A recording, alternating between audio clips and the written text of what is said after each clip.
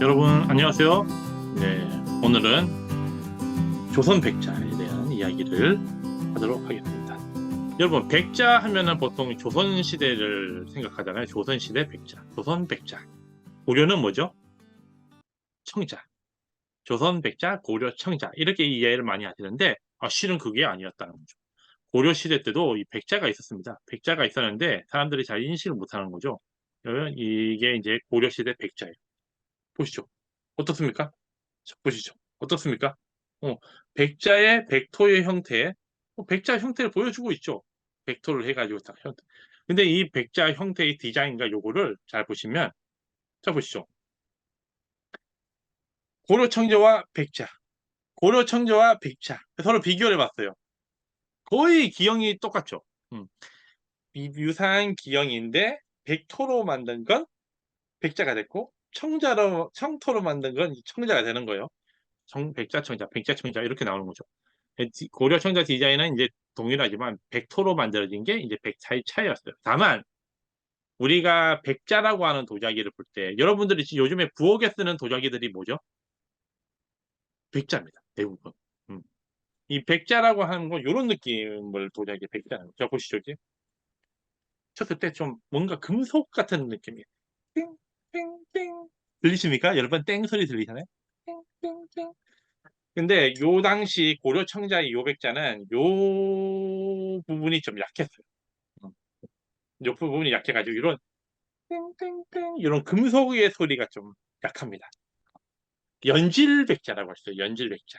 연질백자는 뭐냐? 그만큼 성분 자체가 단단하지 못하다. 단단하지 못하고 약간 연한 형태의 백자랐다. 이렇게 보시면 되겠습니다. 그래서 요런 요 땡땡땡 요 금속 소리 요거가 이제 진짜 우리가 알고 있는 백자 개념으로 넘어가는 거예요. 근데 이 백자 개념으로 넘어가려면 온도가 더 1300도 이상의 고온에서 구워져야지 이런 느낌의 백자가 만들어지는 겁니다. 그래서 이런 도자기들 보시면 집에 있는 도자기 대부분이 아마 이런 식의 백자일 거고요. 백자 기술로 만들어진 거고요.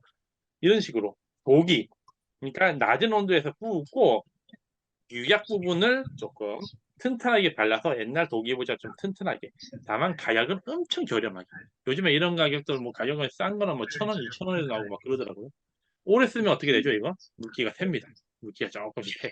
그래서 이렇게 하면은 이제 여러분이 아실 거예요. 고려 청자는 우리가 알고 있는 백자와는 좀 다른 연질 백자였구나. 경질 백자가 아니고 연질 백자였구나. 그러다가 이제 1392년에 이제 조선이 건국이 되죠. 이 조선을 건국한 사람 이름 아십니까 혹시? 조선을 건국한 사람 이름 이성계 맞습니다. 이성계 예 정답입니다 여러분.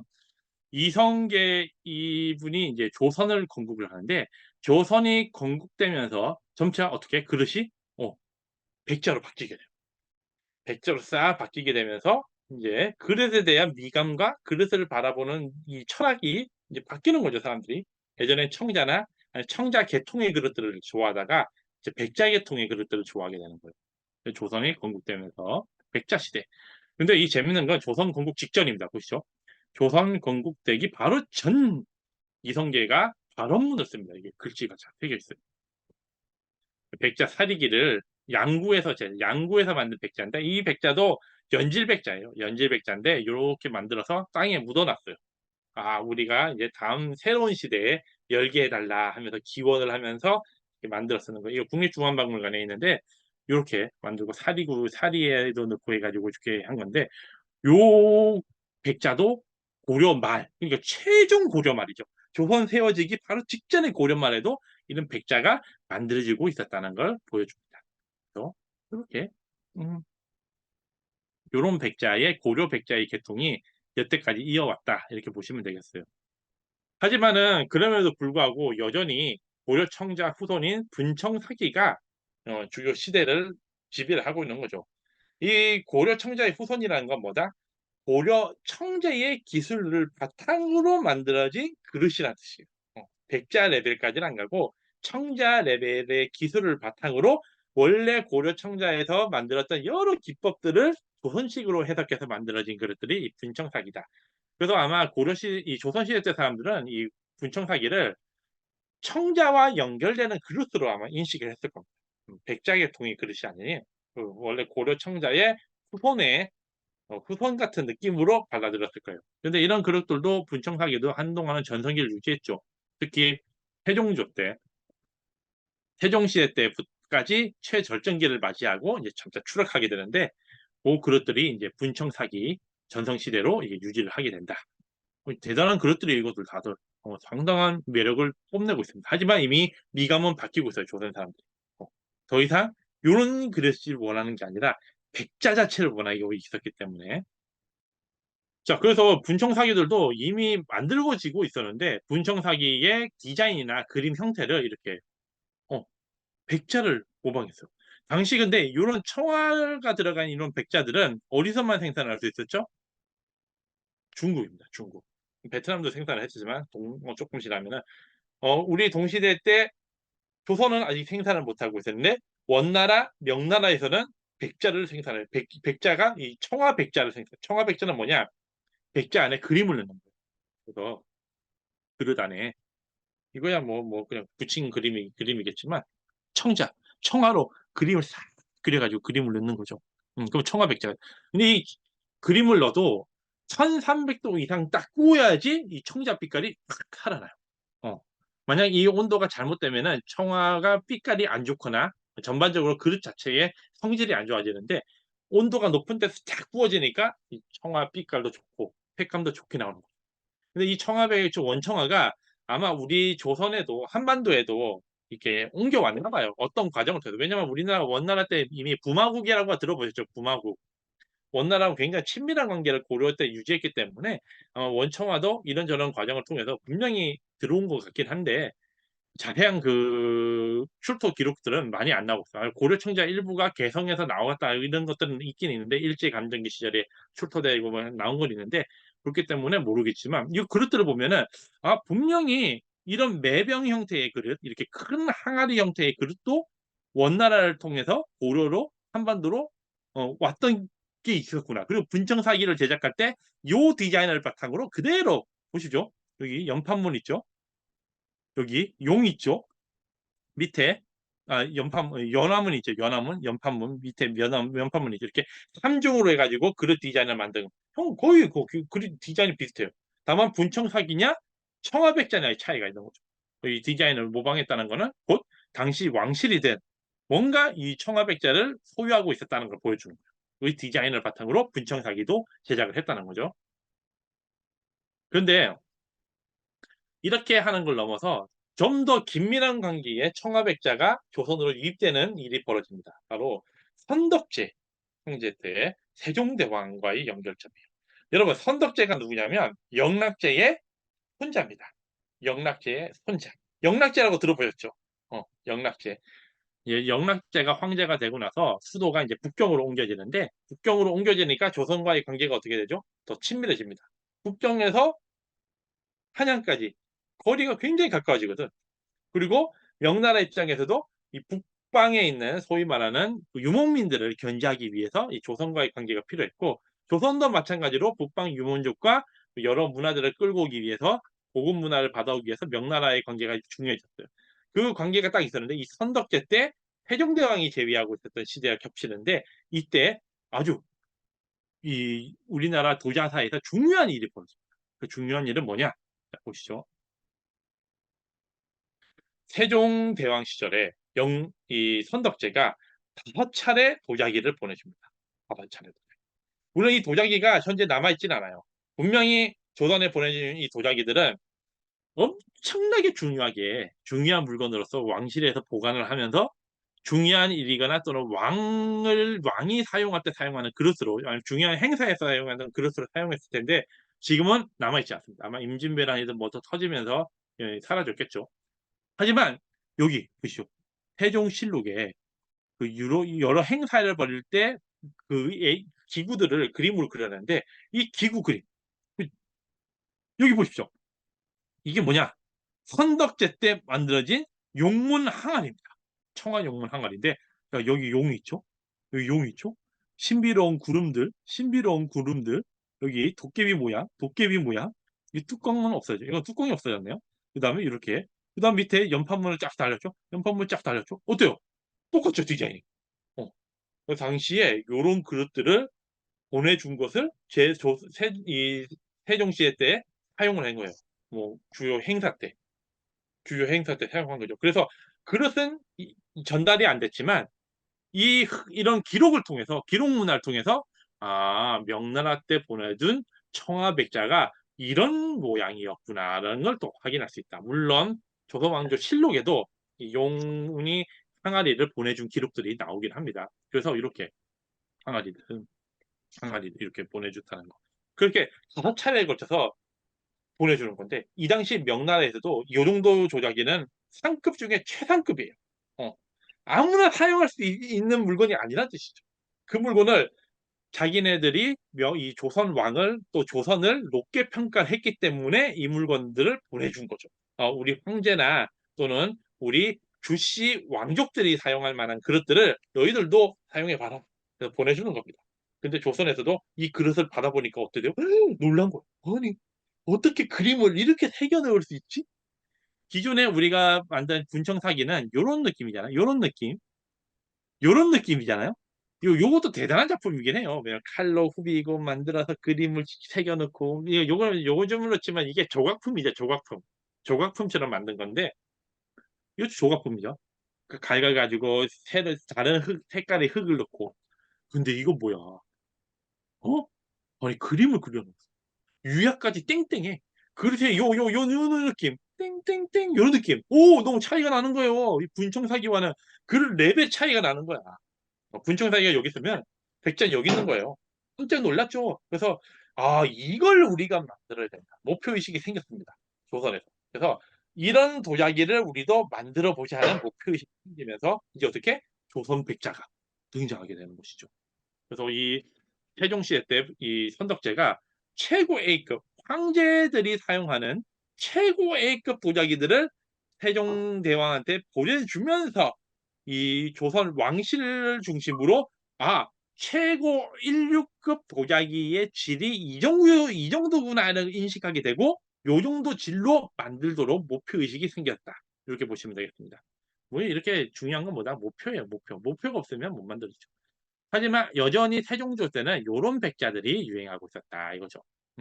초기 백자의 고려 백자의 기법과 고려 청자의 기법, 백자의 분청사기의 기법들. 그러니까 칼로 새겨가지고 그림을 넣는 거예요. 이렇게 칼로 새기고 물론 요 정도 그릇만 해도 당시로 볼 때 이전의 백자보다는 조금 더 땡땡한 느낌이 주면서 약간 고급진 느낌을 주는 백자 형태 같긴 했는데,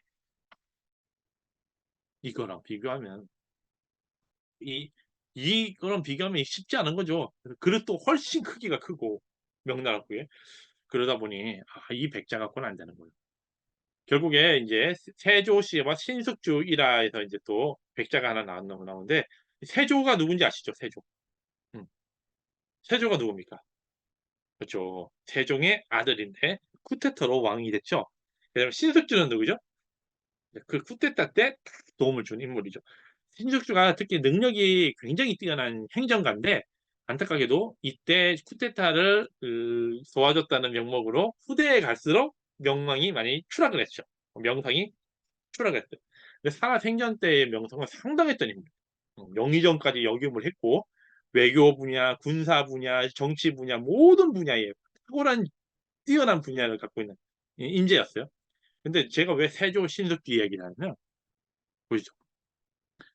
자, 이제 여기 술 5병과 함께 화종이 뭐냐? 청아백자 잔을 가지고 좌이정 신숙주에게 내려주게 하고, 그 술잔 곁면에는 박덩굴의 박이 매달린 형상을 그리고, 그 안에는 임금이 친히 지은 시를 썼는데, 그 시에 이렇게 이제 경이 비록 나를 비고 웃을 것이나 내 박이 익었으니 쪼개서 잔을 만들었다 이렇게 하는 거예요. 이게 뭐냐?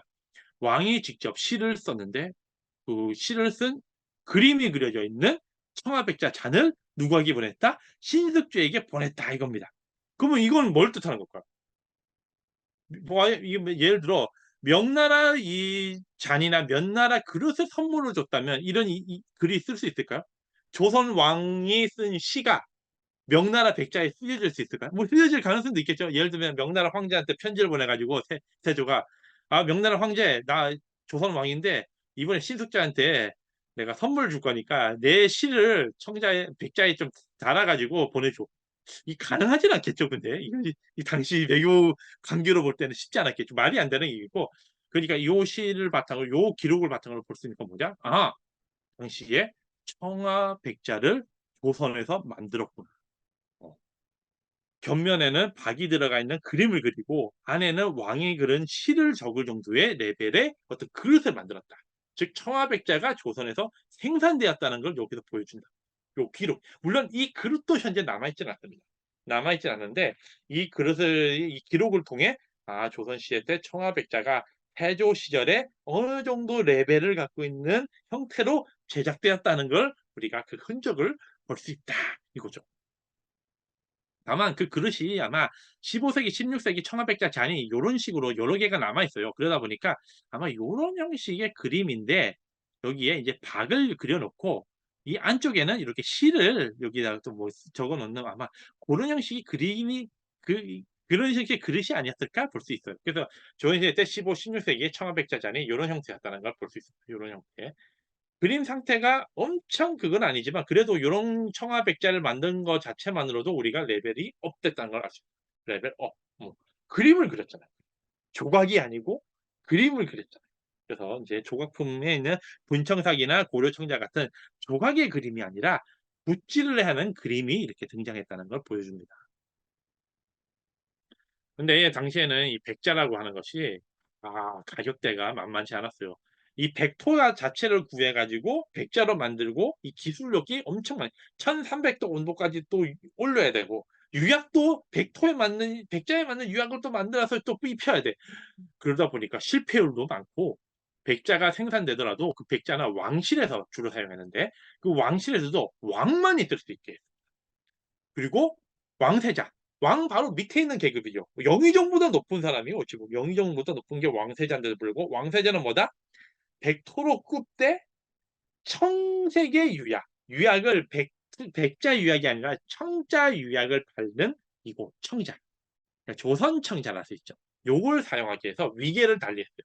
왕은 백자인데 왕세자는 청자를 쓰게 합니다. 그럼 그 밑에는 뭐를 쓰라는 거야? 너희들은 백자를 쓰지 말고 가능한 뭐 분청사기든 다른 글을 쓰라고 하는 거지. 근데 사람 마음이 그렇게 될까요? 백자가 막 유행하고 있는데 안 되죠. 백자를 은근슬쩍 가져오려고 합니다. 어떻게? 백자가 생산되고 있는 극이 있는 사람을 몰래 이렇게 그걸 해 가지고 커넥션을 해 가지고 백자를 받아오거나 뭐 여러 방식들을 통해서 여러 사대부들도 백자를 사용하려고 하는 거죠. 그래서 법칙은 최강 백자는 왕세자는 청자였는데 잘 지켜지지는 않았다. 그렇게 볼 수 있겠죠. 문제는 근데 가장 큰 문제는 백자도 백자지만 코발트 이거였어 코발트. 코발트가 뭐냐? 요걸로 색을 입혀요. 요즘에도 코발트 가격이 엄청 비싸다더라고요. 요게 최고급 어떤 IT 어떤 재료에 많이 들어간다는데 과거에는 요걸로 어떻게 코발트 청아 백자를 만들었어요. 요 코발트. 요런 거에 다 인제 요즘에 우리가 생산하겠지만 과거에는 이 코발트를 어디서? 중동에서 이란이나 이라크에서 그 가져왔는데 중국에서도 수입을 한 거니까 어때요? 중국 내에서도 가격이 비싸. 근데 거기서 한 번 더 조선이 가져가려니까 어떻게 돼? 요즘에도 어떻게 중간 단계를 넘을수록 가격이 푹푹 올라가죠. 중국이 마진을 챙겨 가지고 또 가져가다 보니까 그리고 중국에서도 이 코발트는 함부로 외국 수출을 못하게 좀 막아 놨습니다. 쉽지 않았어요, 수입하는 게. 그러다 보니 코발트 자체가 가격이 높아지다 보니까 조선에서 백자를 만들고 백자에서 청아백자까지 만들면 가격이 월등하게 높아져요. 그 청아백자는 과거에는 그러니까 조선 전기에는 왕실 외의 인원들은 사용하기 힘든 물건이었어요. 물론 선물이나 몰래 가져와서는 쓸 수 있을지 물론이제 법적으로 볼 때 생산량이 워낙 적었기 때문에. 자 여기서 보시죠. 그래서 결국에 우리의 청아백자를 만들어야 된다 해서 전라도 경차관 구치동이 순천구에서 회회청과 비슷한 돌을 캐내는데 사기의 그림을 그려 구워 놓는 데 쓰인다. 이래 가지고 세조 때 이미 아까 전에 세조 때 그릇도 만들었죠. 신석주 이야기도 나왔죠. 그것처럼 우리 조선 내에서 회회청이 뭐냐면 코발트를 조선에서 부를 때 회청이라고 부릅니다. 회청. 저기 있는 중동에서 가져왔던 회청인데 그걸 회회청 또는 회청이라고 부릅니다. 그거와 비슷한 돌, 색깔이 있는 돌을 캐냈는데 이걸로 그림을 그려서 한번 구워 보자. 구워왔는데 생각보다 그렇게 색감이 예쁘진 않았나 봐요. 결국에 고급 도자기를 만들기 위해서 어떻게 하냐? 중국 거를 수입해 올 수밖에 없었던 게 안타까운 현실이었어요. 이렇게 노력을 했다는 겁니다. 우리 걸로 만들기 위한 노력은 했지만 그 노력에는 엄연한 한계가 있었다는 걸 보여주죠. 한편 이 백자요는 이 1468년 만들어집니다. 그러니까 이 세조 때 만들어진 게 아니고 세조 이후에 세조 말 거의 왔다 갔다 할 때 이제 경주에 광주에 이제 백자 관여가 만들어져요. 그래서 여기 보시면 이 세조 제위 68년이죠. 여기 보시면 68년이죠. 세조 거의 마지막에 저 관요라고 하는 백자 단위 광주에 만들죠. 그래서 지금도 광주에 가면은 백자 축제 같은 거 벌어지잖아요. 백자 축제 만들어지고 조선 백자를 다시 그대로 뭐 재현하는 작품들도 나오고 하는데 이런 관요가 설치되면서 이제 만들어지고 여기서 이제 주로 백자 단지가 옮겨 다니면서 백자를 만들게 됩니다. 그래서 관요라고 하는 건 결국에 관청이나 이런 데 쓰는 도자기를 만들어서 올리는 그런 용도죠. 관요가 설치돼서 백자. 그리고 조선 전성기 성종시대가 열립니다. 여러분 성종하면은 어떤 생각이 떠오르죠? 성종. 성종하면 떠오르는 이미지. 그렇습니다. 예, 성종하면 조선 최고 전성기. 이렇게 보시면 돼요. 조선 최고 물론 뭐 연산군의 앞바다 뭐 이런 것도 있지만 지금 우리가 중요한 건 뭐냐? 조선 시대 때 가장 그렇죠. 태평성대입니다. 태평성대. 태평성대고 가장 물질적으로나 문화적으로나 여유가 있었던 시대였다. 이렇게 보시면 돼요. 아마 조선 전체를 볼 때도 가장 여유 있는 시대일 거예요. 아마 그거는 물론 조선 후기로 넘어가면은 좀 더 뭐 경제력이나 높아졌을지 모르고 인구가 더 높아졌을지 모르는데 중국과 주변 국가들과 비교를 했을 때 상대적으로 조선 레벨이 높았던 시절이 아마 성종시대가 아니었을까 싶어요. 그만큼 성종시대 때가 조선시대 때 최고 전성기라고 볼 수 있는데 이때 그릇들이 이제 조선 백자 그릇들이 나오는 거죠. 자, 1474년에 조선 오레이 중에 이렇게 얘기 도자기에 나온 여기 보시면 여기 청자가 조금씩 있어요. 아니 청아백자가 이렇게 청아백자 흥기 철화에다가 청아백자 좀 그린 거예요. 74년 요 사이죠. 요 사이 요 사이에 그려진 그릇들의 형태의 이겁니다. 근데 여기 보면은 기록에 이미 나옵니다. 사대부 집에서는 날마다 사치를 일삼고 뭐 온갖 무기 화기를 사용하지 않으면 안 된다. 이 화기가 뭐냐? 그림이 그려져 있는 그릇. 중국에서 가져온 화기거든요. 혜력 있는 부호들이 법을 무시하고 중국산 자기를 앞다투어 사용하고 패단이 그게 이름으로 화자기의 무역을 금한다 이러고 있습니다. 왜? 조선에서도 이제 사람들이 도자기 그림이 그려져 있는 도자기를 구하고 싶은데 조선 내에서는 생산품이 워낙 적으니까 아예 중국에서 가져오겠다는 거야. 중국에서 수입해오고. 근데 중국에서 그런 거 수입해 오면은 어떻게? 조선의 돈이 중국으로 넘어가잖아요. 국비가 낭비된다고 보는 거지. 그래서 금하나 해놨는데도 금해집니까? 안 금해지죠. 그래서 이게 이제 당시에 우리 청아백자의 관심도를 보여주는 건데 종로 청진동에 이 15세기, 16세기 한양에 이 땅이 이게 발굴됐어요. 재건축하는 과정에서. 그걸 발견하면서 도자기들이 이제出土됐는데 웬걸이야. 이거 보십시오. 청아백 청아백자가 88%야. 청아백자 88%. 청자는 3%밖에 안 돼. 그러니까 우리가 청아백자에 대한 그 관심도와 그게 어마어마했다는 거 조선 전기 때를 보여주는 거예요. 중국 도자기. 반면에 그 동시에인데 일본은 아니죠. 어쩌면 류크국이 당시에는 독립국이에요. 류크국에서는 청아백자는 38%인데 청자가 59%예요. 왜? 이들은 여전히 미감 쪽에서 볼 때 청아백자도 좋지만 청자가 더 셌던 문화가 있었다는 거지. 청자를 더 많이 수입을 해온 거. 청아백자는 적었다는 거. 동시에도 불구하고 우리가 청아백자가 월등하게 많았다는 거. 그만큼 청아백자에 대한 관심도, 청아백자를 얻고자 하는 그 욕망이 굉장히 높았다는 걸 요 통계로 이제 보여주는 거죠. 그래서 청진동에 보면 이렇게 여기 안에서 이렇게 많은 백자들이 발견. 이게 다 중국 백자예요. 중국 백자. 여러분 이런 거 모르셨죠?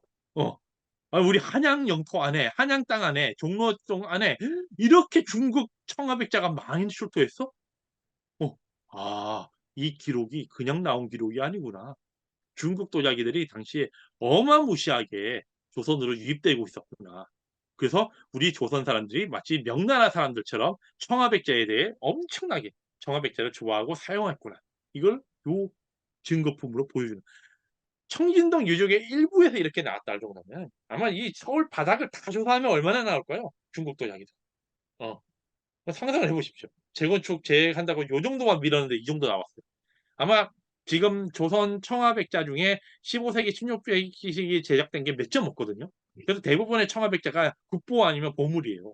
갖고 있는데도 몇 개 없어요. 리움이나 아니면은 이대박물관이나 몇 개 없어요. 국립중앙박물관 몇 개 없는데 이렇게 많은 청화백자가 이 땅속에 중국 청화백자가 묻혀 있다는 사실입니다. 이게 명나라에서 출토된 청화백자 이런 형식. 여기 보십시오. 그림도 막 이거 글자도 뭐 새겨져 있고 범어를 쓰고 여기 뭐 그림도 아름다워. 그렇게 하는데 이 성종 20년에 청화백자 홍치 2년 성중문화 항아리가 이렇게 등장. 보시오. 이 대나무 있고 죽문 이런 그릇들이 이게 우리 조선에서 만든 청화백자예요. 야, 이런 소나무나 이런 대나무 같은 그림들을 바탕으로 어떻게 우리도 그림을 그려가지고 촥 만들어 보는 거죠. 또 소나무 이거는 리움이 갖고 있는 국보 청화백자입니다. 근데 이거 보십시오. 이 그림 형태의 디자인이 굉장히 유사한 형태. 명나라에서 유행하는 그림 패턴을 바탕으로 우리 패턴으로 만들어서 보여주는 거죠. 특히 이 도자기는 명나라 도자기 디자인과 굉장히 유사해요. 보시죠. 여기 밑에 연판문 달렸죠? 여기 이거 보십시오. 그림이 이렇게 착착착 이렇게 나무가 삐져가는 게 이렇게 삐져나오게 비슷하게 표현을 했죠. 여기도 뭐 매하다 뭐다 이렇게 대나무 매화 대나무 막 그려져 있죠. 위에는 여기는 이렇게 다른 그림이 여기 뭐 연판으로 했는데 이런 식으로 디자인들이 굉장히 유사하다. 그렇다면 이 그림 도형도 어디서 가져온 거죠, 사실? 이 도형도 명나라 도형을 바탕으로 조선식으로 이식해서 만든 그릇이잖아. 결국에 성종 이 전성기 때 청화백자가 우리 조선 청화백 중에 최고 레벨의 청화백자가 등장하게 되는데 이 청화백자의 최고 레벨은 보다 명나라에 있는 도자기들을 모본으로 삼고 그걸 조선식으로 받아들여 가지고 조선 디자인으로 그려낸 그릇들이 생산됐다. 드디어 저 선덕제 그러니까 세종시대 때부터 명나라급 도자기를 만들어야 된다. 그 꿈을 바탕으로 열심히 도자기를 생산한 결과물이 이렇게까지 나왔다는 걸 보여줍니다.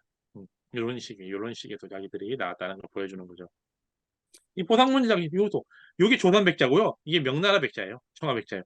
이렇게. 여기 용 그림 있죠. 용 그림. 이게 조선 백자고 이게 명나라 백자입니다. 명나라 백자. 용 그림도 있죠. 이거는 이제 조선 백자들이죠. 조선 백자. 이 두 개 다 조선 백자. 이렇게 조선 전기 청아 백자는 왕실 등 극소수만의 물건이었기 때문에 결국에 명나라 물건들 사가지고 사요. 근데 명나라는 그렇다면 어느 정도의 청아백제를 생산했기에 이렇게 조선에서까지 청아백제를 사용할 수 있을 만큼의 생산량이 만들었다. 당시 명나라는 어마무시하게 백자를 생산했다. 청아백자. 청아백자. 특히 이 청아백자 같은 걸 할 때 자국산 청아들을 개발해가지고 자국산 코발트로 그림들도 그려넣기 시작하면서 대량 생산이 돼요. 대량 생산. 그러다 보니 이 조선에서도 수입을 해서 쓰는 물건이 오히려 코발트까지 수입해서 제작한 물건보다 싼 겁니다. 싸다 보니까 이렇게 조선 백자들이 많이 출토되는 거죠. 이해되시죠? 이런 도자기들만 모아서 또 전시를 한번 했으면 좋겠다는 생각이 드는데 이런 걸 또 전시를 잘 안 하더라고요. 안타까운 현실인데 이런 것도 전시하면은 우리가 서로를 이해할 수 있지 않을까. 당시 문화가 어떻게 교류가 되는지 이해할 수 있을까 싶어요. 근데 이렇게 아름다운 전성기가 유지되고 있는데 이 전성기가 한순간에 꺼집니다. 그 대표적인 사건이 뭐죠? 임진왜란. 임진왜란으로 인해 가지고 그냥 전국토가 전쟁에 휩쓸리게 되죠. 휩쓸리게 되면서 어떻게 돼? 국가의 레벨과 국가의 그 유지 능력, 그 다음에 뭐 기술자들 전부 다 그냥 무너지는 거예요. 한 번 붕괴된 거 올리기가 쉽지 않게 되는 거죠. 지금도 마찬가지예요. 기술이나 이런 거에 우리가 지원하거나 투입하는 돈이 끊어지면 어떻게 되죠? 그럼 쟤네들은 옆에 있는 라이벌 국가는 뛰어가고 있는데 우리가 잠시 쉬는 동안 이렇게 격차가 벌어져요. 이 벌어진 걸 막으려면 어떻게 되죠? 과거보다 몇 배의 돈을 투입해야지 다시 복구가 될까 말까 됩니다. 그래서 이거 봐도 임진왜란과 함께 전성기가 무너진 이후의 백자들을 보면은 여러분들이 인식하게 돼요. 야, 기술 투자에 한번 기회와 때를 놓치게 되면 이렇게 밀리게 돼? 인제 주변국과 경쟁을 할 수 없어요. 방금 전만 해도 이렇게 어쨌든 명나라급 도자기를 만들었잖아요. 명나라급 도자기면 당시 전 세계급 최고 인류 도자기를 만든 거예요.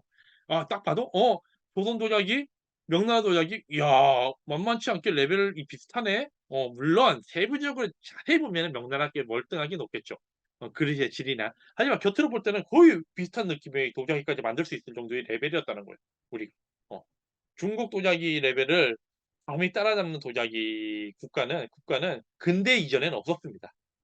근대 이전에는 없었기 때문에 이 정도 레벨 한 80% 가까이 만들어도 수준급이에요, 수준급. 근데 요것이 한순간에 무너지는 거죠. 임진왜란때. 임진왜란 때 이 전쟁 아파트 사람도 엄청 죽고 전국도 폐허가 되고 그래서 무너지고 임진왜란이 끝났는데 이 명나라가 이제 심각해져요. 명나라가 조선을 도와줬잖아요. 명나라와 조선의 관계는 지금 우리 대한민국과 미국과의 관계보다 더 긴밀했습니다. 지금 미국은 누가 더 중요하죠? 일본이 더 중요하고 그다음에 조선이잖아요. 그러니까 조선이 아니라 대한민국이잖아요. 대한민국 대우가 일본보다는 좀 안 좋다는 인식을 우리 한국 사람들은 기본적으로 깔고 있는데 명나라 때는 그게 아니죠. 조선이 최고 중요한 우방국이에요, 우방국. 그러다 보니까 조선이 전쟁 나니까 병력까지 지원해 주는 일이 벌어졌어요. 여러분들이 볼 때는 이게 뭐 별거 아니라고 보는데 당시 외교력을 볼 때 어마어마한 사건이었어요. 명나라가 지원 타국을 전쟁에 우리가 병사를 지원해 준다는 거. 그래서 전쟁에서 결국 임진왜란이 어쨌든 전쟁을 승리했는데 그 과정에서 명나라도 힘이 꺼지면서 어떻게 청나라가 생겨요. 청나라가 빡 생기니까 어떻게 돼? 내부 반란도 벌어지고 청나라가 생기고 압박이 큰 거야. 그래서 조선에서 청아백자를 만들어야지 왕실의 큰 행사를 할 때 어떻게 그릇으로 딱 위엄을 보이는데 코발트를 살 수가 없어요. 명나라를 갔더니 명나라 내에도 코발트가 없는 거야. 아니면 너무 비싸 가지고 조선에서 가져온 돈으로는 살 수가 없는 거야. 왜? 명나라에서 물가가 막 폭등을 했거든요. 지금처럼 우리나라처럼 지금 폭등을 한 거예요. 관리가 안 되는 거예요. 국가가 관리를 못 하니까 물가가 막 폭등을 한 거야. 폭등을 하니까 코발트를 살 수가 없었어요. 결국에 코발트를 제대로 못 사와요. 이제 여기서 나옵니다. 아 북경에서 청아 알료를 사오는 것이 불가능하게 되자 조정에서는 신하들이 바친 파손된 청아백자 용문 항아리를 가화 그리거나 아니면 가화를 각종 그러니까 용문 항아리 중에 깨진 것들을 그냥 붙여 가지고 또는 그림을 그려서 종이에다 그림을 붙여 가지고 용그림을 그려서 그냥 항아리에 붙이는 거예요. 어. 이거 왕실에 위험이 생기겠습니까? 자, 이거 보시죠. 청아백자가 더욱 없어졌어요. 청아백자는 누가 써야 돼요? 왕이 써야 되는 그릇이에요. 근데 피해죠. 대신들 보고 니들이 갖고 있는 거 가져와라. 가져오면 상을 주겠다는 거야. 왜 대신들이 몰래 자기들이 이제 자기도 청아백자 쓰겠다 해서 갖고 있었던 그런 그릇들을 갖다 바치라 이거야. 어. 왕실에 써야 할 그릇이 없으니까. 그 왕이 아무 그릇이나 쓸 수 없잖아요. 그래도 왕인데 자신들도 오고 하면은 대접도 해야 되는데 대접할 그릇이 형편없으면 우리나라를 어떻게 보겠어요. 이 대신 보고 그릇 가져오라는 거야. 그리고 인조인연에 역관들을 보내요. 북경에서 청와를 사오리 근데 청와를 못 사와요 결국에. 물가가 너무 비싸져 가지고. 용문 항아리에서 제사를 걸었으니까 그림으로 그려라. 종 항아리에 그림을 붙이는 거야. 그림을 그려서 항아리에 붙이라는 거야. 근데 여러분도 아시겠지만 종이는 2D고 항아리는 3D예요. 붙이면 어떻게 했어요 이게. 찌그러지고 막 그러겠죠. 이러고 그냥 이마저도 계속 벗겨지자 결국 석간주로 용을 그려요. 석간주가 뭐야? 철화 그리로 그려요. 철화로. 그러니까 검은색 철화로 그림을 그려서 사진 접대용으로 사용해라 이거야. 청아백자를 사용할 수 없으니까 철화로 그리라는 거예요. 철화가. 이 철화는 당시에는 그릇 레벨을 한겹 탁 떨어뜨리는 거여서 여기까지 가기는 쉽지 않았는데도 불구하고 없으니까. 광해군 때도 없어서 신하들한테 다 들고 왔는데도 그릇이 없어요. 왜? 그릇은 계속 쓰다 보면 깨지잖아요. 깨지고 박살나면 또 새로운 그릇이 있는데 새로운 그릇이 없다 보니까 결국에 철화로 그림을 그리라 이거. 이 지경까지 된 겁니다. 그래서 조선이 어떻게 백자 수준이 가라앉게 되죠. 어. 그래서 17세기에 철화백자가 생산되는 이런 백자들이 이제 인조 시제, 인조 이후에 이제 백자들이 이렇게 청화백자. 그리고 철화로 이렇게 그림을 그리다 보니까 요 백자 색감도 어떻게요? 아까 전처럼 청백 그의 그 하얀 빛깔이 아니라 눈이 틱하게 나와요. 어. 그릇의 질도 하락한 거예요. 왜? 요것도 원래 그릇도 백자를 만들려면 엄청나게 다듬어야 됩니다. 흙을 거르고 해서 철분을 갈아야 되는데, 그것도 사람이 노동력이 많이 줄어들고 기술력이 줄어들고 뭐 대충대충 해 버리고 하다 보니까 그 미감이 안 나오는 거죠. 그러다 보니 이렇게 나온 거예요. 여러분, 요즘에는 천하백자 가격이 어마무시하게 비싸졌어요. 왜? 귀하다고. 몇 개 없다고. 근데 분명한 건 기록상에 있는 천하백자는, 분명 천하백자는 할 수 없이 만든 거예요. 할 수 없이 결국 석간지로 영을 그려. 결국 어쩔 수 없이. 그게 천하백자입니다. 질이나 이런. 실제로 천하백자는 그릇도 잘 깨져요. 잘 부서지는 편이에요. 천하백자는 보관 잘못하면 뻑뻑뻑 금 갑니다. 그래서 청하백자보다 그릇도 질이 좀 떨어지는 그릇이라고 보면 돼요. 천하백자를 이렇게 생산을 하게 됩니다. 그럼에도 불구하고 우리는 어떻게 돼? 명나라가 멸망했기 때문에 우리가 소중하다. 그래, 그래도 멋있어 보여. 멋있게 하죠. 멋있긴 하죠. 요거 때문에 요즘에 가치가 올라가긴 해요. 근데 당시 현실은 그랬다는 걸 여러분이 인식하면 좋겠다는 걸 얘기하는 겁니다. 그래서 이제 이게 중화라고 하는 게 사라지니까 우리가 그러면 대신 중화를 가져오겠다. 오랑캐에게 멸망당한 여기 중국이 아니라 우리가 중화에 그걸 가져온다 해서 소중한 의식이 생기는 거죠. 그래서 이렇게 독자적인 무늬를 그립니다. 철화로 그림을 그리되 무늬나풍으로 그림을 딱 그리고 뭔가 격 있게 깊이 있는 그림을 그리려고 해요. 응. 그릇의 질은 떨어졌지만 그림의 격을 높여가지고 이제 밸런스를 맞추는 거죠. 그래서 독자적인 문인풍 회화가 이렇게 등장하는 계기가 됩니다. 우리가 소중하니까 그림의 격을 높여서 그릇의 격을 높이자. 그릇의 질은 오히려 15세기보다 떨어지지만 그림의 격을 높여가지고 맞춰보는 거죠. 게다가 17세기 말에서 18세기 초, 그러니까 숙종 말에서 영조가 되면은 이제 백자가 드디어 다시 생산이 돼요. 예전에 철화 백자에 비해서 백자의 질감도 조금 더 백자 질감이 좋아지고 깔끔한 백자가 나옵니다. 그러면서 이제 달 항아리도 등장하게 되죠. 다만 이 달 항아리도 완벽한 균형감을 주지 않고 이렇게 찌그러진 형태로 만들어졌다는 거. 그러니까 영조 시대 때 이제 중반부터는 이제 청와대제가 다시금 인기를 시작합니다. 영조 시대 때 백자를 어마어마하게 투자를 해요. 숙종 때, 영조 때 투자를 해서 백자를 다시 만들어서 이제 왕실부터 백자를 사용을 다시 시작합니다. 왕실 그릇으로의 권위를 만들어서 어떻게 왕실의 권위도 딱 올리는 거죠. 백자를 제대로 만드는 모습을 보여주면서. 그래서 영조 시대 때 청와백자가 다시 만들어지면서 이렇게 청와백자들 나오죠. 다만 이때도 역시는 문인화풍이 아주 강세인 그림들이 이렇게 늘게 됩니다. 그래서 조선백자는 동시대 중국과 일본의 백자와는 조금 다른 느낌의 그릇들이 많이 생산돼요. 여기는 패턴화되어 있는 장식 그림들이 많이 그려졌다면 조선 백자는 이렇게 문인화풍의 그림들이 많이 등장했다는 거. 그런데도 불구하고 이 조선인들이 중국 청나라를 왔다 갔다 하면서 그릇을 보다 보니까 딱 느껴지는 거예요.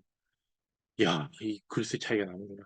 중국은 아무리 외진 마을에 쓰러져 가는 집이라도 모두 뭐 그림을 그려놓은 술병, 물동이, 주발을, 우리나라는 거칠고 바닥에 모래가 그대로 붙어 있으며 자기를 바닥에 놓으면 기웃덩을려서 넘어지고 빛깔도 안 좋고 종로에는 수천 개의 자기를 놓고 팔지만 부숴버려도 조금 더 아까운 마음이 생기지 않는다. 자기 굽는 자가 기술을 배워 정과 힘을 다해 그릇을 빚더라도 나라에서는 그릇을 사주긴커녕 세금부터 매달아야 되니 도공 기술을 배운 것부터 후회한다. 그러니까 여러분들이 여기를 보면은 우리는 조선 미감이다 이렇게 보고는 있는데 이것을 실제 그릇으로 사용하는 걸 볼 때는 어떨까요? 삐뚤어진 그릇? 쓸 수 있겠어요? 여러분이 부엌에서 그릇을 쓰는데 삐뚤어진 그릇 안에다 장을 담그고 물건 넣을 수 있겠어요? 어? 세워지는 게 어질쩡해 가지고 뭔가 균형이 안 맞고 무너질 듯한 그릇에 물건을 넣을 수 있겠어요? 지금 우리 현대인의 미감으로 볼 때는 야, 뭔가 문이나 풍에 격식이 있어 보이고 그릇도 격이 있어 물론 현대인은 그런데 실용도로 볼 때는 그릇이 참 이렇게 나와야 되는 거예요. 균형감 있게 딱 바닥에 놔둬도 딱 이렇게 바닥 이런 게 진짜 사실 도자기는 보고 즐기는 그릇이 아니고 뭐예요, 도자기는? 실용품이에요. 요즘이야 도자기로 예술품도 만들자지만 실용품의 그건 뭐죠? 가장 중요한 거는 뭐죠? 바로 밸런스, 균형입니다. 균형. 근데 그 부분에 있어서 조선 후기 그릇들은 탈락이라 해도 과언해. 몇 개를 제외하면 정말 소수의 몇 개를 제외하면 그릇들이 정말 방법이 없어요. 그래서 요즘에도 박물관 가면 어떻게 되죠? 그 그릇이? 조선 백자? 이렇게 피아노 줄로 해가지고 세워놓고 막 그러죠. 혼자 못 쓰니까 피아노 줄로 세워놓고 막 그런 그릇들도 많아요. 왜? 그릇 형태가 우리가 알고 있는 그런 실용성에서 많이 탈락했다는 거예요. 그걸 박제가 북학 여기가 하는 박제가 딱 보고 그거 하는 거예요. 야, 우리나라 그릇 봐라. 청나라 그릇과 비교하면 이게 뭐냐 이거야. 우리 중국으로부터 기술을 배우지 않으면 안 된다 이거야. 이겁니다. 그래서 이러구나. 오죽하면은 영조의 딸 화엽옹주 묘에서 출토된 조작이죠. 단 한 점. 요거. 요것만 조선 조작입니다. 요것만 조선 조작. 이거 전부 어디 거예요? 일본과 중국 조작이야. 즉 왕실의 최고 위치에 있는 이때는 공주가 없었기 때문에 옹주가 이제 최고예요. 옹주. 조선 후기는 이상하게 왕실에 적자도 잘 안 태어 적자가 안 태어나고 아들도 그런데 딸도 마찬가지예요. 공주가 잘 안 태어나고 공주는 거의 없고 옹주가 주로 태어나는데 옹주면 그러니까 조선 전기를 치면 공주급 대우예요. 공주급. 그 공주가 쓰는 물건들이 아 명청 청나라 일본 그릇을 썼다는 거예요. 조선 그릇들. 왕실 내에서도 그랬다는 거. 그래서 청나라 걸륭제 때 최고 전성기를 맞이합니다. 청나라. 땅덩이가 이렇게 넓어요. 지금의 그 중국을 능가하는 지금의 중국을 어떻게 만드는 거대한 영토. 이걸 오히려 중국의 그 한인이 아니라 이 만주족 출신의 황제가 만들어낸 거죠. 딱 했는데 이때 걸륭도적. 여러분이 보십시오. 균형감 딱 잘랐을 때 그리고 이 새겨진 그림들을 보십시오. 패턴적으로 물론 패턴적이기 때문에 이 문인화에서 느껴지는 이런 격조 있는 느낌은 아니에요. 격조 있는 그림은 아닌데 패턴화가 되어 있지만 어떻게 대량 생산이 가능하죠. 왜? 장인들이 패턴 그림을 딱 그리니까. 여러분 요즘에서 부엌에 있는 그림들 보십시오. 그림들이 다 어떻게 돼? 패턴화가 되어 있죠. 패턴화가 돼야지 어떡하죠? 그릇도 대량 생산이 가능해요. 그 기술자가 앉아가지고 그림을 싹싹 그리고 넘기면 그 다음 사람이 그리고 넘기면 그리고 생산되고. 여러분 요 그림을 대량 생산할 수 있겠어요, 여러분? 어? 한 사람이 앉아가지고 쓱쓱쓱 긋다가 이번엔 다르게 그려볼까? 칙칙칙칙. 여러분 산업화가 덜 된 작품입니다. 이게 산업화가 덜 된 작품. 산업화가 된 작품은 뭐다? 요거예요. 요거. 아시겠죠? 제가 오늘 여러분의 도자기에 대한 철학과 틀을 좀 많이 깨고 있는데요. 어쩔 수 없어요. 여러분이 부엌에 가보세요. 부엌에 가가지고 예습처럼 이렇게 그림을 쓰고 계시는지 없을 거예요 아마. 근데 이거는 이 도자기는 예술품으로 만든 게 아니라니까요. 사용하려고 만든 그릇들이에요. 사용하려고. 근데 사용하기 힘들게 만드는 그릇이 돼버린 거죠. 그래서 조선 시대 사람들은 유기 그릇을 더 많이 썼다고 합니다. 양반들도 도자기 그릇을 안 쓰고 유기 그릇을 많이 썼대요. 유기가 뭔지 아시죠? 청동으로 만든 그릇인데 관리하기가 힘들어요. 그거 해가지고 뻑뻑뻑뻑 갈고 했잖아요. 도자기는 어떻게 물로 쓱 하면 씻겠는데 그걸 근데 왜 그랬냐? 도자기가 없으니까. 어. 참, 조선 후기가 좀 안타까운 현실입니다. 이건 민요, 이건 관요고 관요는 뭐죠? 황제나 관청에서 쓰는 그런 그릇들이죠. 이거는 민요, 민간에서 쓰는 그릇인데도 이렇게 균형감이 있고 그림이 척척척 청하로 이야 레벨. 이때는 이미 중국에서도 중국산 그 청화를 써가지고 코발트를 써가지고 그림을 그리기 때문에 대량 생산 이미 명나라 때부터 시작했지만 이제 어마어마하게 대량 생산하죠. 이런 청화로도 왔기 때문에 이것도 중국산 청화로 이제 그려진 거예요. 대량 생산. 우리도 나름대로 생산을 할 때 중국의 청화들을 이제 많이 명나라 때보다 많이 수입하게 된 거죠. 그래서 이렇게. 청나라는 이제 청화 그림으로도 만족을 못 합니다. 채색 도자기로 넘어가. 이미 여기 보십시오. 채색 도자기죠. 채색. 색깔이 들어갔어요. 색깔이. 그럼 이 색깔은 어떻게 났을까요, 여러분? 1300도 이상에서는 청화, 철화, 그 다음에 뭐죠? 구리. 그래서 홍 해가지고 뭐 붉은 홍자 뭐 구리 홍자를 쓰는데 그래가지고 세 개밖에 못 써요. 구리 이렇게 세 개의 유압밖에 못 쓰는데 이것 중에 코발트가 그나마 인기 있었던 이유는 코발트로 만든 그림이 1300도 이상에서 안정적으로 그림이 그려지기 때문이에요. 근데 구리로 그려진 그림은 1300도 이상이면 확 휘발돼서 사라지고 철은 검게 그리거나 타는 경우가 많아요. 그림으로 그리기 썩 좋지는 않아요. 그 세 가지 색이 이제 주요 색이 1300도 이상은 요 그릇들을 어떻게 만드냐? 저온에서 그리는 겁니다. 그러니까 어떻게 그릇을 백자를 생산한 다음에 여기다가 저온으로 그림을 색깔이 있는 그림을 그리고 놓고 이거는 1300도에서 유지를 못 하잖아요. 그래서 700도에서 800도 사이에서 싹 구워서 색깔을 입혀서 그릇을 만드는 거예요. 여러분들도 지금 사용하는 그릇 보세요. 여기 이 색깔 그림들은 이렇게 긁으면 긁어지듯이 올라오는 그림들이 있을 거예요. 이게 뭐냐? 한 번 만들어진 도자기 위에다가 그림을 색깔을 입혀 놓고 저온에서 한 번 더 구운 거예요. 지금도 사용하는 그릇 기술이라 보면 돼요. 그러니까 요런 기술로 바탕으로 색깔을 입혔는데 우리 조선은 어떻게 색깔이 있는 그릇을 만들지 못했습니다. 몇 개 만든 거는 뭐냐? 그나마 굴이나 아니 그러니까 동이나 아니면 철 같은 걸 합정해서 만든 그릇인데 그거는 몇 개 없고 완성도도 굉장히 떨어져요, 그릇들이. 이렇게 색감 있는 그릇들을 완성도 있게 대량 생산할 수 있는 기술을 못 만들었죠. 근데 여기서는 민요까지. 이게 민요거든요. 민간에서는 그릇까지 채색 도자기를 쓰는 거예요, 채색 도자기. 청아로 만들지 못하고 이미 채색 도자기를 한 단계 업그레이드 돼 있어요. 업그레이드. 어. 일본도 이렇게 채색 도자기. 일본도 이미 이런 그릇들을 생산하고 있었다는 거. 그래서 일본도 이런 도자기 만들어서 어떻게 하죠? 유럽에 수출까지 하죠. 안타깝게도 우리 조선 도자기는 수출을 했나요? 수출 못했습니다. 어느 국가에도 수출을 못했죠. 아니 외국에서도 볼 때도 이 그릇에 대한 매력을 느끼기가 쉽지 않았을 거예요. 왜? 그릇으로 사용할 수가 없는 그릇이었으니까. 물론 조선인들은 그릇을 좀 사용했을지 모르겠는데 유럽이나 아니면 물건을 도자기를 수입하려는 국가의 수준에서 볼 때는 이 중국이나 일본에서는 도자기로 완벽하게 실용품으로 쓸 수 있는 그릇들이 나오고 있는데 조선 도자기를 굳이 수입할 이유가 없었겠죠.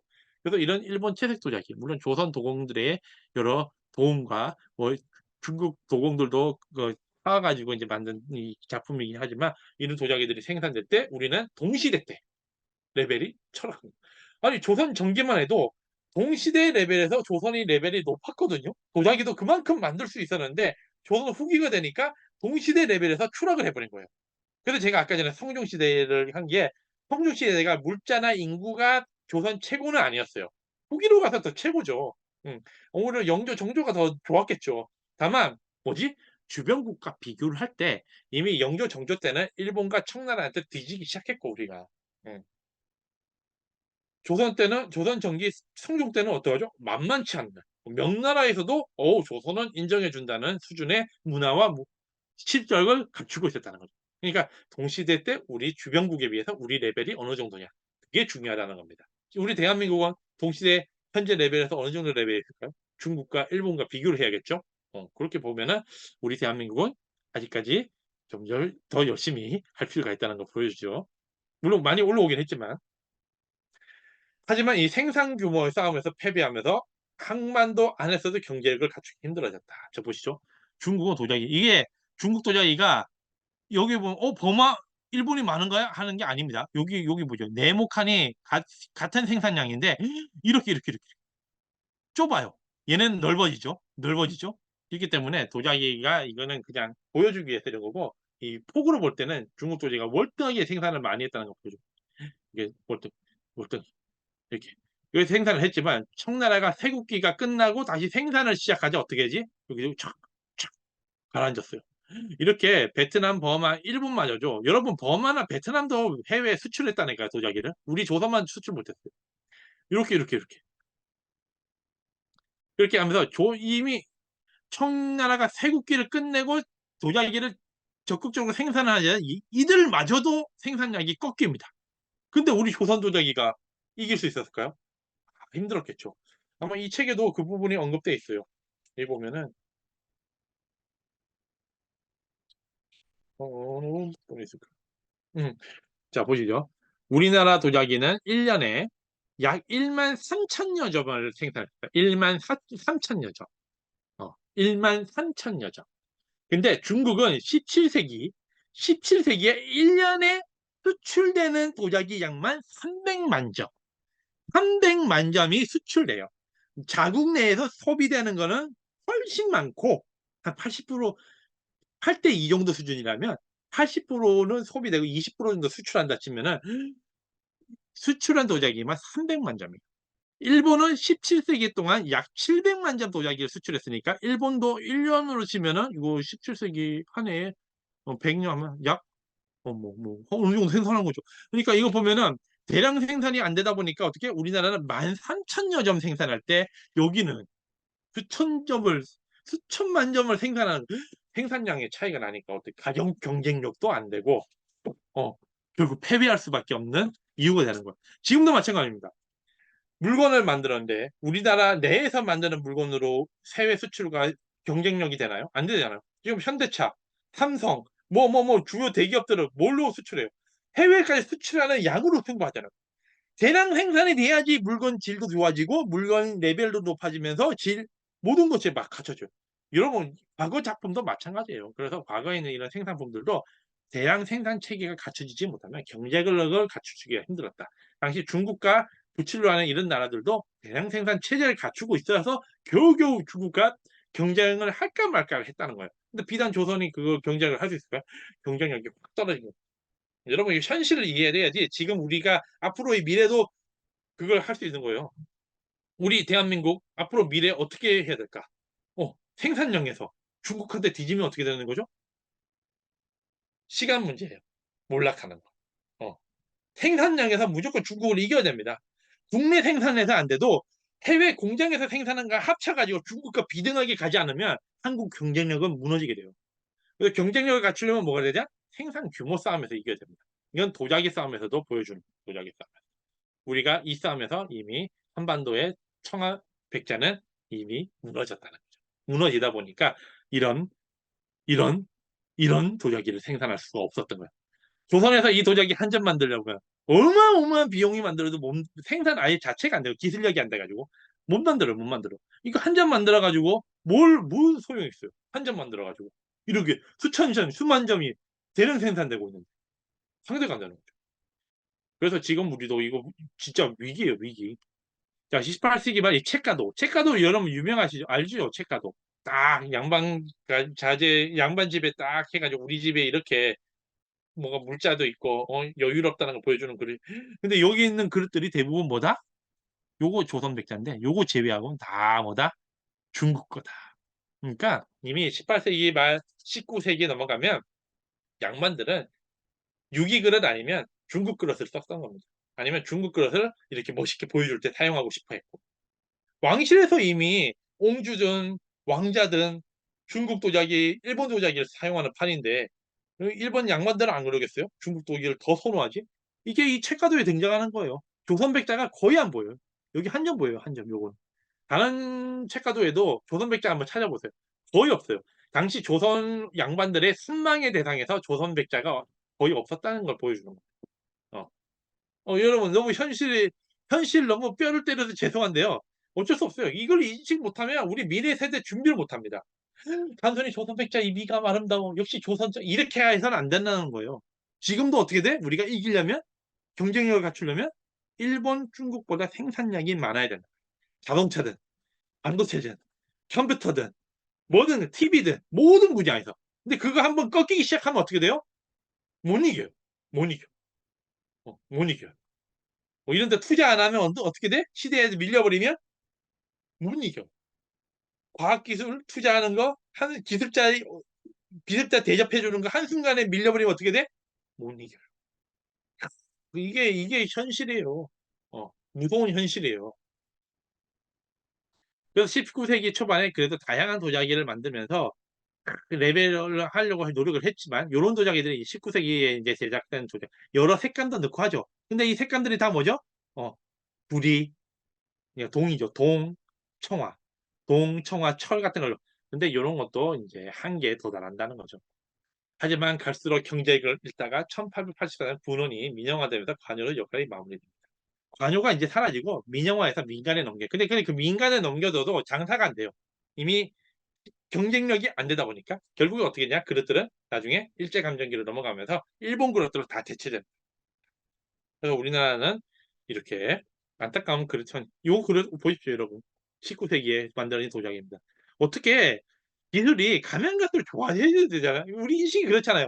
그릇이 15세기보다 16세기가 16세기, 17세기, 18, 19 이래야 되는데 중국, 일본은 가는 것을 그릇이 좋아지는데 우리는 가는 것을 그릇이 퇴화되다가 마지막 19세기 그릇은 요거예요, 여러분. 요거 여러분 이거 어때요, 그릇이?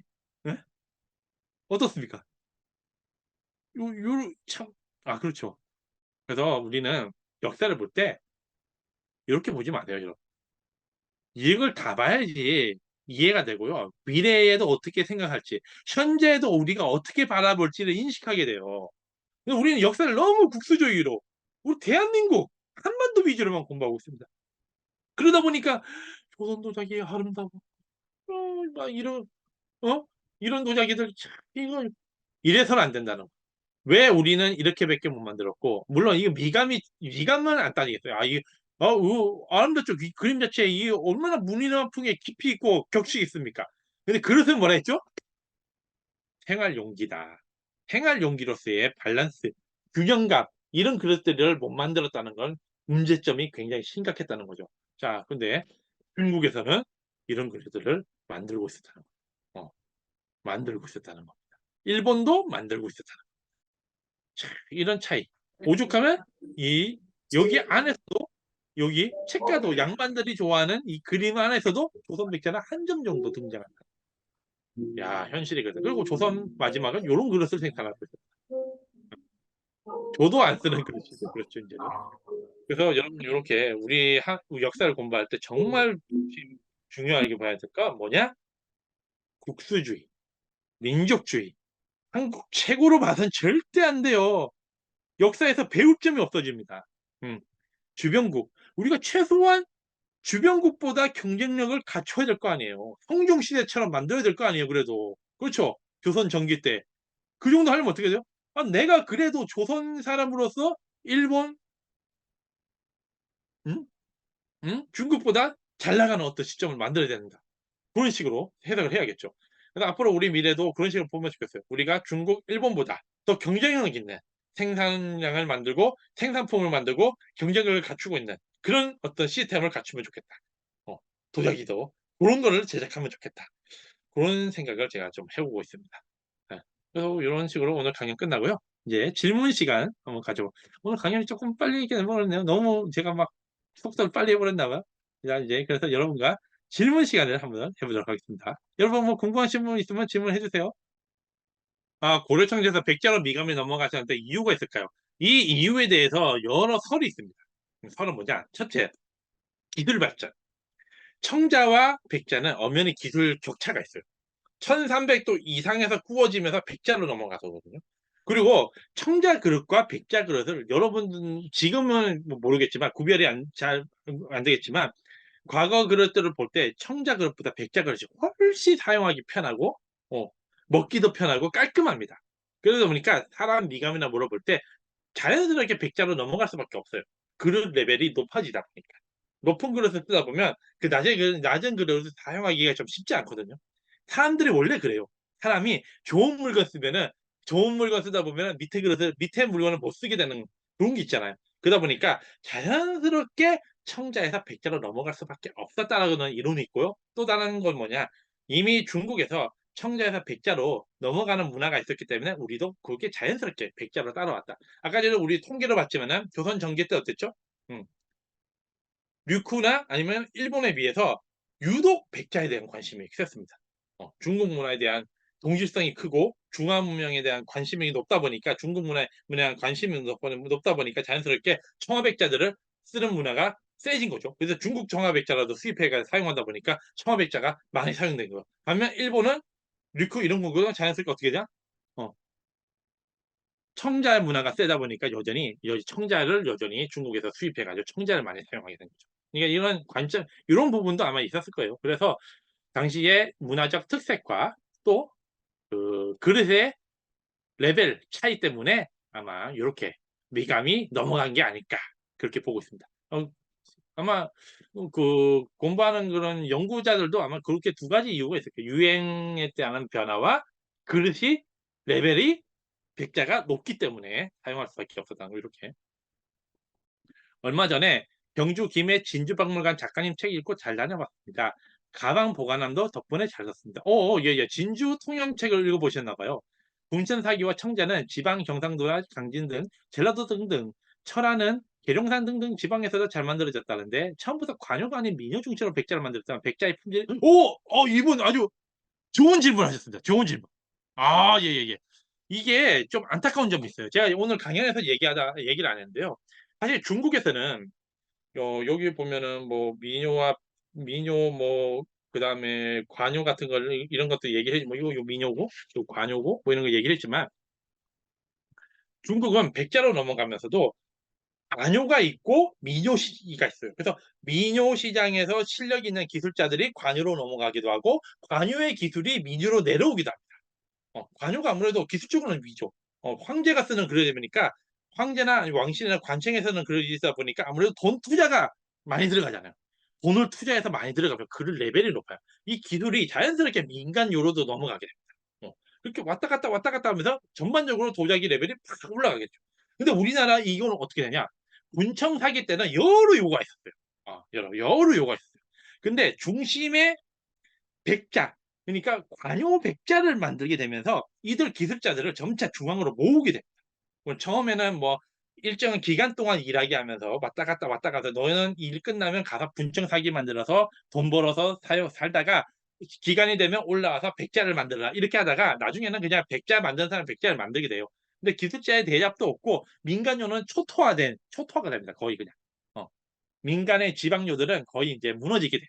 무너지게 되니까 기술 교류나 또는 인력 그게 돼요? 안 되죠. 뛰어난 인재가 올라오고 내려오고 그게 아니고 그냥 관요 만드는 사람들은 그냥 그 백자 만드는 사람은 계속 그냥 백자 만드는 거예요. 자기 죽으면 자식이 만드는 거예요.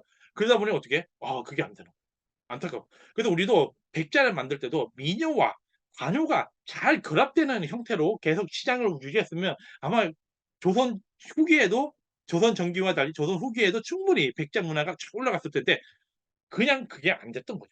그래서 휴대전화 기술자를 한 번 뽑아 가지고 사용하면서 백자를 만드는 그 시대의 전성기를 뽑고 그게 이미 임진왜란 전에도 백자기가 이미 꺾이기 시작했어요. 그때 한 번 빡 올랐다가 연산군 때 너무 백자를 생산을 많이 하게 되면서 자연스럽게 기술자들이 도망을 가거나 많이 좀 낮아지면서 무너지게 되거든요. 그래서 이 부분이 많이 아쉽다는 거예요. 그래서 지방과 관요가 서로 이게 돼야 됐어요. 어 그걸 못 했죠. 일본도 뭐 나중에 도자기 전성시대가 열리는데 일본도 당시에 도자기 여러 개가 경쟁하면서 성장을 했거든요. 내부에서 경쟁을 하니까 그 질도 내부에서 또 올라가게 되죠. 그 부분입니다. 그래서 이거 좋은 질문이에요. 처음부터 관요가 아닌 민요 중심으로 백자를 만들었다면 백자의 품질. 이거 좋습니다. 민요부터 백자를 해가지고 서로 관요 백자가 민요 백자가 서로 교류하게 만들었으면 지금 우리가 알고 있는 조선 후기 백자가 아니었을 거예요. 안타깝죠. 다음 책의 주제는 어떤 것일까요? 다음 책 주제는 그 뭐 말해도 되나요? 어. 그 뭐야 가야 고분을 그 주인공으로 삼은 책이 나올 때 그래서 그 부분을 한번 얘기해 보면 그 가야 고분 이야기를 좀 하지 않을까 그런 생각하고 있습니다. 분명 백자 품질이 중기를 거치면 낮아진 건 사실입니다. 하지만 일본 사무라이들이 이도 백자를 좋아했는데 이들은 백자를 다반으로 실제 사용했는데 도자기를 실용성 면에서 아니라 와비 미감 충족은 아닌지 작가님 의견은 묻습니다. 이것도 질문 괜찮네요. 여러분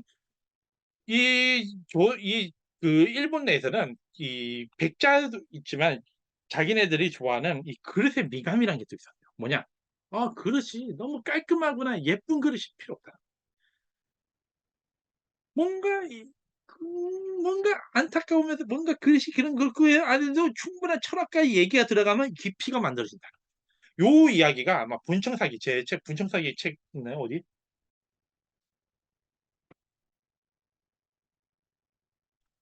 예. 분청사기 제 책에 굉장히 자세히 나와 있어요. 한번 이 책을 읽어보시면 좋겠어요. 이 분청사기 책을 읽어보시면 우리나라 대생인데 이도다완과 여러 그 분청사기 여러 그릇들이 일본 내에서 어째서 인기가 많았지. 그리고 그 인기 있는 과정에서 과연 조선의 뛰어난 문화 수준은 어느 정도였을까? 그 부분을 이 책에 넣었습니다. 넣기 때문에 이 부분을 아마 보시면 좋겠어요. 다만 여러분 지금도 마찬가지지만 다완이라고 하는 그릇 아시죠? 지금도 다완이 생산되고 있어요. 다완도 생산되고 있고 그게 일본 내에서도 여전히 유지되고 있는데 이 다완이라는 그릇은 지금도 예술가들, 예술로 도자기를 만드는 사람들이 만드는 도자기 중에 하나가 다환이에요. 그만큼 일반 이런 상품들에 비해서 대량 생산되는 물건이 아니고 개성을 많이 담아가지고 어느 정도 개성과 철학을 넣어도 충분한 매력을 느끼는 그릇으로서 인식이 되고 있다는 거죠. 그래서 요 그릇과의 개념과 백자 그릇 개념은 조금 다르지 않을까? 그런 생각을 해봅니다. 그러니까 찻잔으로 쓸 수 있는 그릇의 개념과는 좀 다르지 않을까? 그런 생각을 해봐요. 그래서 일본인들이 왜 이 찻잔에 또 그렇게 빠졌을까? 그 부분은 요 책을 통해서 또 인식하면 좋겠어요. 요 책.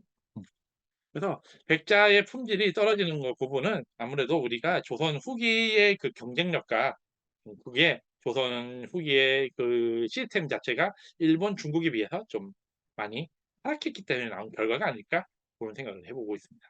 올해 국립박물관 전국 투어 완성하는 게 목표인데 아직 나주 광주 박물관은 못 갔습니다. 그쪽에 같이 둘러볼 만한 곳이 있을까요?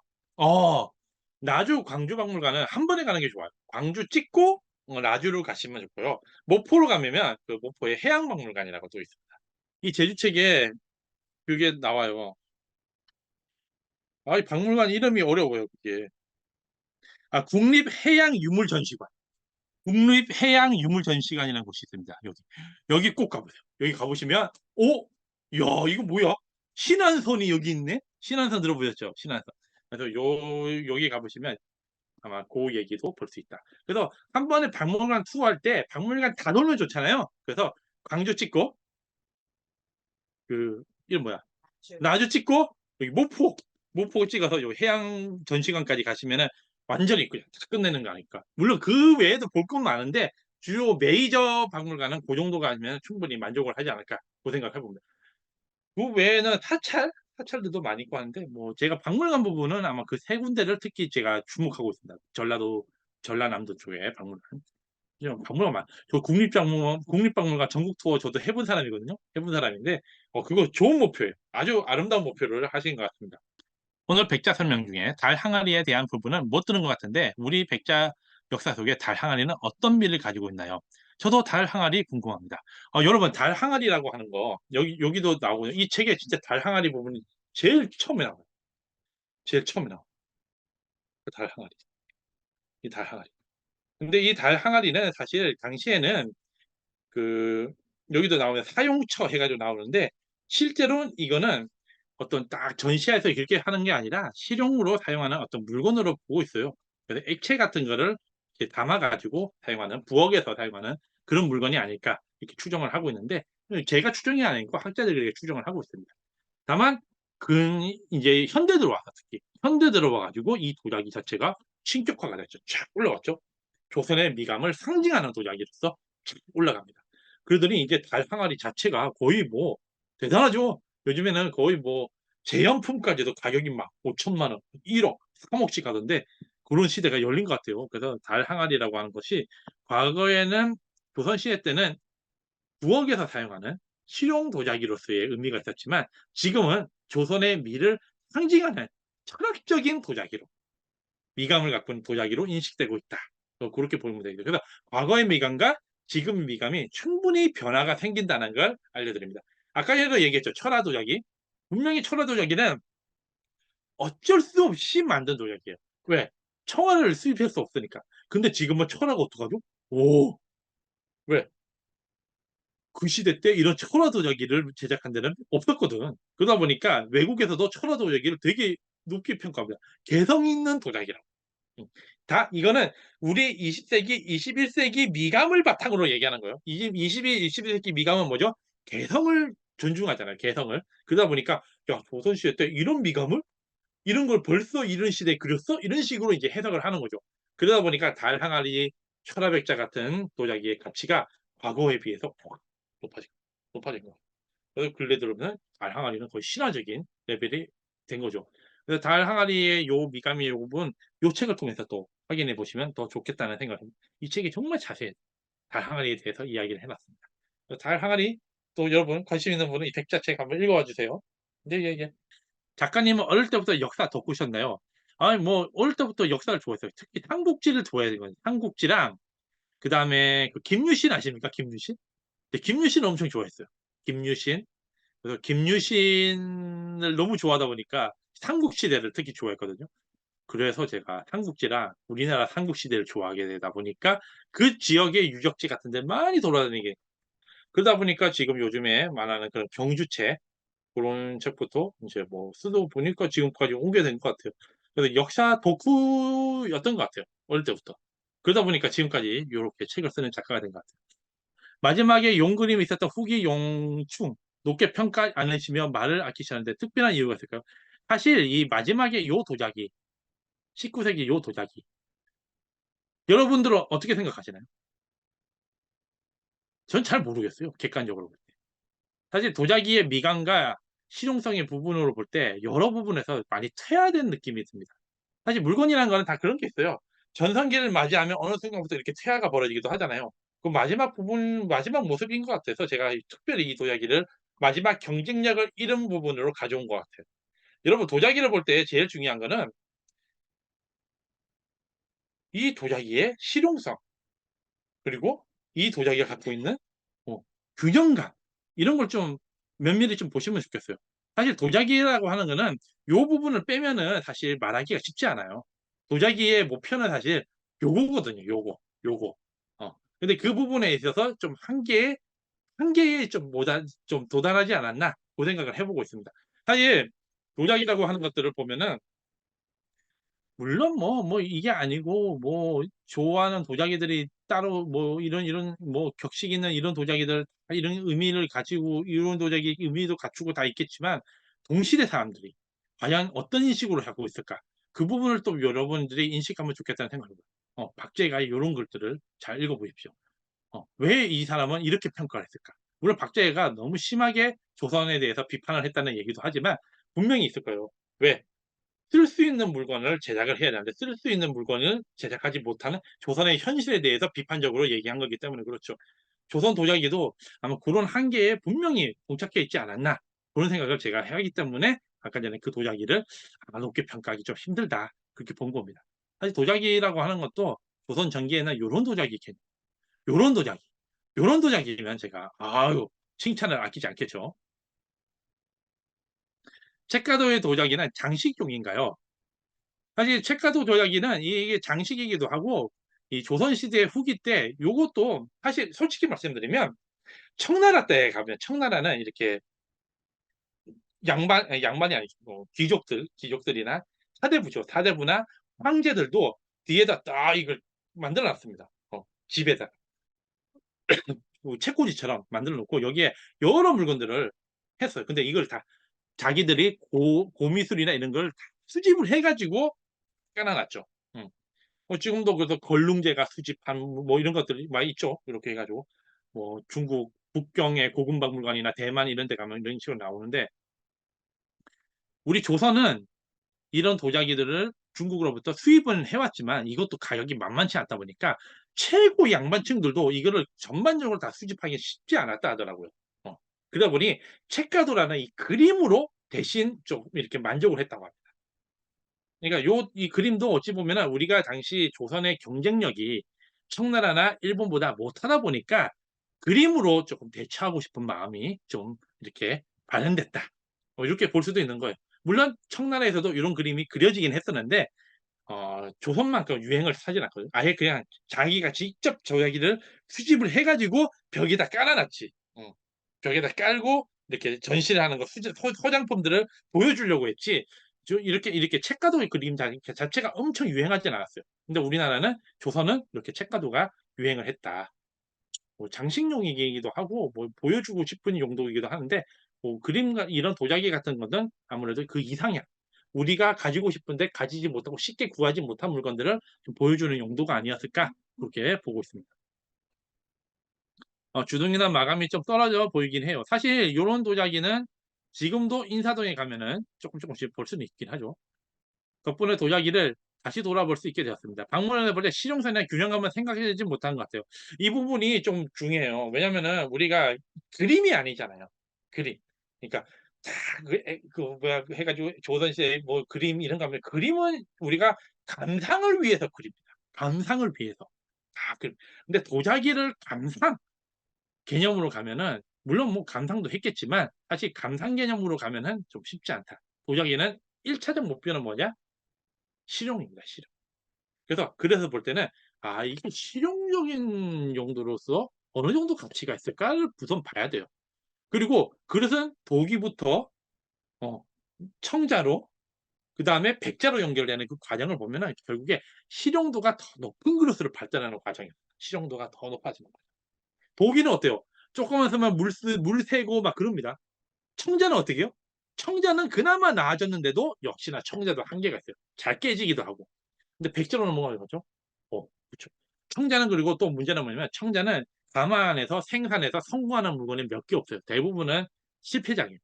청자가 깔끔하게 안 나와요. 근데 백자는 완벽하게 가마 기술만 만들어지면 안에 있는 내용의 상당수가 백자 완벽하게 나와요. 그러니까 물건이 완성도 있게 많은 대량 생산이 가능. 그게 중요하죠. 그러니까 그릇 발전이 쫙 이루어진 거예요. 그릇 발전이 그렇게 이루어진 거예요. 그렇기 때문에 방문을 가셔서 보실 때 제일 중요한 건 뭐냐? 실용성을 보셔야 돼요. 이게 과연 실용성에 있어서 밥을 먹을 때, 국을 떠먹을 때, 반찬을 먹을 때 또는 뭔가 이렇게 꽃을 올리는 장식용으로 쓸 때 과연 실용성으로 어느 정도 위치에 있어? 얼마나 그릇이 완벽하게 균형감 있게 서 있을 수 있고 그릇 먹을 때 깔끔하게 씻고 쓸 수 있었을까? 그 부분을 주목해서 보면 도자기는 이런 감각으로 봐야 되는구나. 그걸 아마 인식하지 않을까? 그런 생각을 좀 해봅니다. 여러분 뭐 오늘 강연이 이렇게 끝나는데요. 좀 강연 내용이나 이런 것들이 좀 이거 뭐야? 이거 이런 이야기를 해? 하고 좀 놀라신 분들 계신 것 같아요. 왜냐? 제가 좀 백자 이야기나 이런 걸 볼 때 너무 우리가 민족주의나 또는 그런 개념으로 우리가 생각한 것보다 우리 다 외국에서 생각한 것보다 좀 더 심하게 좀 많이 포장된 느낌을 받았어요. 물론 고려 청자나 이런 거는 제가 인정합니다. 왜? 그 시대 이거였으니까. 근데 조선 백자가 그 정도 대우를 받을 만한 가치가 있을까? 그 부분은 제가 좀 많이 의심을 했어요. 그러다 보니까 오늘 강연이 이렇게 좀 여러분들이 사고의 틀을 조금 깨기 위한 이야기를 좀 많이 한 것 같고요. 책에도 그런 내용들이 조금 나오긴 하는데 전반적으로 조선 백자의 흐름을 잘 표현하고 있으니까 한번 관심 있는 분은 이 책도 꼭 읽어봐 보시면 감사합니다. 그리고 오늘 설명하다 나왔는데 군청사기 여기에 군청사기와 와비 또 일본 이런 연관된 이야기들이 여기 많이 나왔으니까 이 책도 꼭 읽어봐 보시면 감사하겠습니다. 이 책 참 대단한 책이라고 보고 있어요. 그래서 오늘 뭐 이렇게 강연은 끝내고요. 다음에 또 기회 있으면 만나고 또 6월달에 출판 페어가 있으니까 포이스에 그때 또 저를 만나볼 수 있는 기회가 또 생기니까 혹시 관심 있으신 분은 또 방문하시면 감사하겠습니다. 자, 오늘 강연 이렇게 마치고요. 다음 기회에 또 되면 또 만나도록 할게요. 여러분 감사합니다. 예.